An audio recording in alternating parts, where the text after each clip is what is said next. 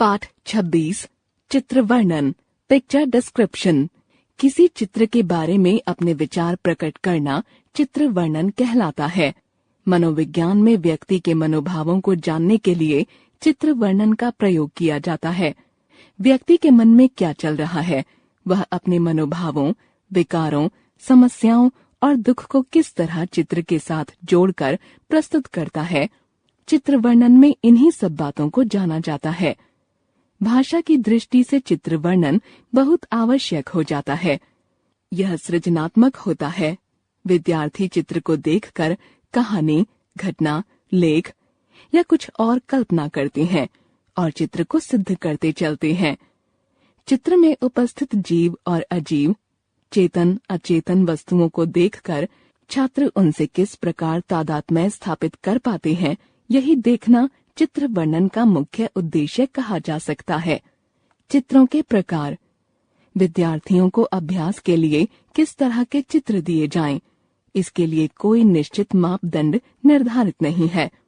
फिर भी उन्हें खेती करते किसान, उत्सव मनाते लोग, सर्कस का चित्र, मेले का चित्र आदि चित्र वर्णन के लिए चित्र दिए जा सकते हैं। चित्र देने के लिए निम्न बिंदुओं को ध्यान में रखना चाहिए। चित्र क्रियात्मक एक्शन होना चाहिए, अर्थात चित्र में कुछ न कुछ काम होता नजर आना चाहिए, जैसे उत्सव मनाते लोग, किसी कार्यालय का दृश्य आदि।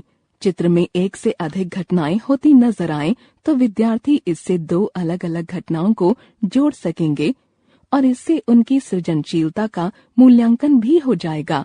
सामाजिक संदर्भों को उकेरते चित्र प्रस्तुत किए जा सकते हैं, जैसे पेड़ को काटते हुए या रोपते हुए, नाले नदी में मिले हुए, चिमनी से उठता धुआं। जगह जगह फैली गंदगी को दर्शाया जा सकता है। अमूर्त एब्स्ट्रैक्ट चित्रों को देने से बचना चाहिए, जैसे आड़ी तिरछी रेखाएं आदि। चित्र स्पष्ट व रंगीन होना चाहिए।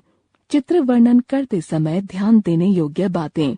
चित्र का ध्यान पूर्वक अवलोकन करें, जिससे यह पता चल जाए कि इसका मूल विषय क्या है अथवा यह किस घटना पर आधारित है। चित्र में दिखाई दे रही सभी वस्तुओं एवं पात्रों को वर्णन में स्थान देना चाहिए। चित्र वर्णन की भाषा सरल, प्रभावपूर्ण एवं रोचक होनी चाहिए। परस्पर संबद्ध वाक्यों का प्रयोग करना चाहिए। चित्र का वर्णन निर्धारित शब्द सीमा में ही करना चाहिए। उदाहरण, दिए गए चित्र को ध्यान से देखकर मन में उभरे विचारों को अपनी भाषा में लगभग 20 से 30 शब्दों में प्रस्तुत कीजिए। विचारों का वर्णन स्पष्ट रूप में चित्र से ही संबद्ध होना चाहिए। यह एक सीढ़ी नुमा खेत का दृश्य है।